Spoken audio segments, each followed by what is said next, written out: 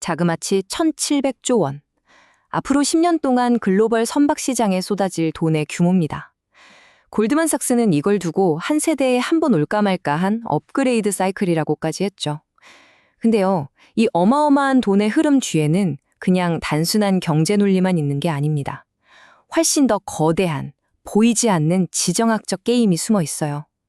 오늘 이 1,700조 시장의 진짜 주인이 과연 누가 될 건지, 그 거대한 판이 어떻게 움직이고 있는지 데이터를 가지고 속 시원하게 파헤쳐 보겠습니다.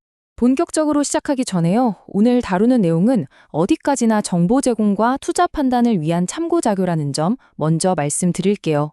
특정 종목을 사라, 팔아라 이런 추천이 절대 아니고요.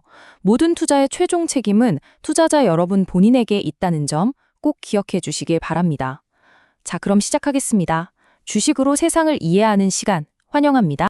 오늘은 먼저 거시적인 전망부터 시작해서요. 산업의 구조가 어떻게 바뀌고 있는지, 그리고 마지막에는 이 시장의 최종 승자가 될 핵심 기업들은 누구일지, 이렇게 큰 그림에서 작은 그림으로 들어가는 탑다운 방식으로 한번 짚어볼 거예요. 이 거대한 변화의 흐름, 저와 함께 제대로 한번 따라가 보시죠. 자, 그럼 이 모든 이야기의 출발점이죠. 월스트리트의 거인, 골드만삭스가 내놓은 아주 담대한 예측부터 한번 들여다보겠습니다. 골드만삭스가 뭐라고 했냐면요. 앞으로 몇 년 안에 약 1조 2천억 달러, 우리 돈으로는 무려 1,700조 원에 달하는 신규 선박 주문이 그야말로 파도처럼 밀려올 거다 이렇게 예측했습니다. 정말 상상하기 힘든 규모죠. 근데 여기서 진짜 중요한 포인트는 이게 그냥 경기가 좋아서 주문이 늘어나는 그런 단순한 사이클이 아니라는 거예요. 이건 아예 산업의 판 자체가 바뀌는 구조적인 대격변이라고 못을 박은 겁니다. 그럼 도대체 왜 이런 엄청난 변화가 오느냐? 골드만삭스가 꼽은 엔진은 크게 세 가지입니다. 첫째, 거의 절반을 차지하는 선대 교체. 쉽게 말해 2000년대 슈퍼사이클 때 대량으로 찍어냈던 배들이 이제는 은퇴할 나이가 된 거예요. 둘째는 탈탄소화. 이건 이제 피할 수 없는 전 세계적인 숙제죠. 강력한 환경 규제 때문에 낡은 배들은 더 이상 쓸모가 없어지고 있습니다. 그리고 마지막으로 이런저런 갈등 속에서도 결국 꾸준히 늘어나는 글로벌 무역량이 이 거대한 사이클을 단단히 받쳐주고 있다는 겁니다. 그런데 말이죠. 골드만삭스의 이 예언이 큰 틀에서는 맞았는데 초반 보고서들이 놓친 아주 거대한 변수가 하나 등장했습니다. 이 이야기가 이제 단순한 경제 스토리를 넘어서 지정학의 영역으로 넘어가 버린 거죠. 생각해보세요. 과거 2000년대 슈퍼사이클은 딱 하나, 중국의 성장이라는 엔진 하나로 돌아갔어요. 그런데 지금은 완전히 다릅니다. 지금의 핵심 동력은 바로 미국과 중국의 경제 냉전, 그리고 그 속에서 벌어지는 우리 편끼리 공급망 다시 짜기예요. 예전엔 누구를 위해 배를 만드냐가 중요했다면 이제는 누구의 편에서 배를 만드냐가 훨씬 더 중요해진 시대가 온 겁니다. 그 변화의 중심에 바로 이 MSGAT라는 정책이 있습니다. 이게 그냥 구호가 아니에요. 아주 노골적이죠. 쉽게 말하면 중국산 배가 미국 항구에 들어올 때마다 엄청난 벌금을 물리겠다는 겁니다. 이렇게 되면 글로벌 해운사들 입장에서는 중국의 배를 주문하는 것 자체가 엄청난 리스크가 되는 거죠. 이건 사실상 경제 무기나 다름없습니다. 자, 그럼 이제부터는 실제 데이터로 이 거대한 지정학적 균열이 시장에서 어떻게 숫자로 나타나고 있는지 한번 확인해 보겠습니다. 아시잖아요. 숫자는 거짓말을 안 하죠. 그리고 이 숫자들이 정말 드라마틱한 이야기를 우리에게 들려주고 있습니다. 자, 이 차트 한번 보시죠. 정말 입이 떡 벌어지는 숫자입니다.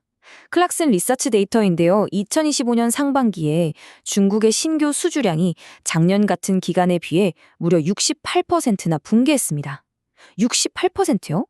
이건 그냥 시장이 좀 안 좋네 이 수준이 아니에요. 서방 선주들이 의도적으로 중국을 피하고 있다는 명백한 신호탄인 셈입니다.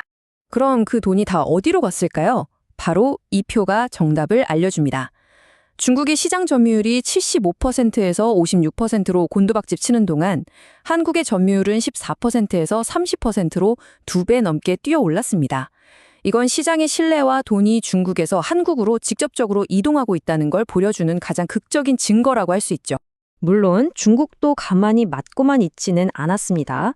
서방의 압박에 맞서서 자국 국영해운사가 국영조선소의 역사상 최대 규모인 71억 달러치 일감을 그냥 몰아줘버렸어요.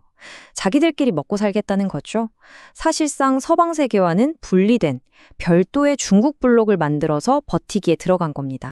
자, 이렇게 새로운 세계 질서가 만들어지고 있는 상황에서 이제 이 게임의 승자가 될 선수들에게로 한번 초점을 옮겨보겠습니다. 네, 바로 한국의 조선 빅3입니다. 먼저 한화오션부터 볼게요. 이 숫자 6.5배, PBR이 6.5배라는 건데 좀 놀랍지 않으세요? 경쟁사들과 비교하면 말도 안 되게 높은 수치거든요. 이건 시장이 한화오션을 더 이상 평범한 조선사로 보고 있지 않다는 아주 강력한 증거입니다. 그럼 여기서 당연히 이런 질문이 나와야죠. 아니, 도대체 투자자들은 왜 이렇게 비싼 값을 기꺼이 내려고 하는 걸까요? 시장은 하나오션의 어떤 미래 가치에 돈을 걸고 있는 걸까요? 그 해답이 바로 여기에 있습니다. 한화는 미국 조선소를 인수하고 미 해군의 핵심 파트너로 급부상하고 심지어 캐나다 잠수함 사업까지 넘보는 등 아주 공격적으로 서방 동맹의 핵심 방산업체로 변신하고 있어요. 그러니까 시장은 한화오션을 더 이상 배 만드는 조선주가 아니라 미국의 프렌드쇼링 전략에 최대 수혜를 입을 방산주로 다시 평가하고 있는 겁니다.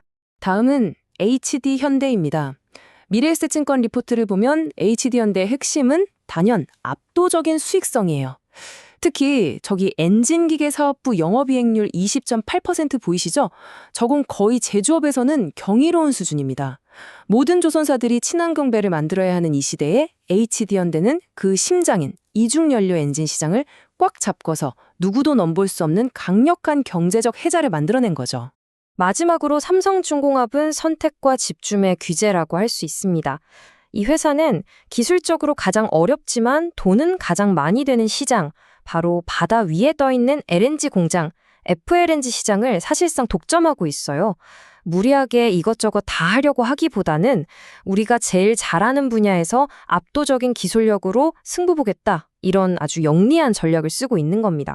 자, 그럼 이 모든 분석을 바탕으로 이렇게 새롭게 짜인 시장에서 우리는 어떤 관점으로 투자를 해야 할지 그 전략의 틀을 한번 명확하게 정리해 보겠습니다.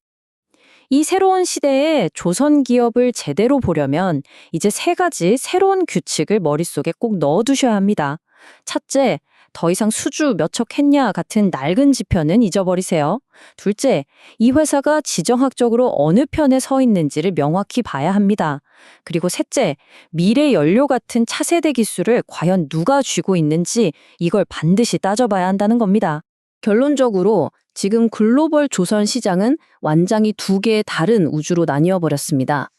한쪽에는 국가가 밀어주는 내수 물량에 의존하면서 공급 과잉의 리스크를 안고 가는 중국 블록이 있고요.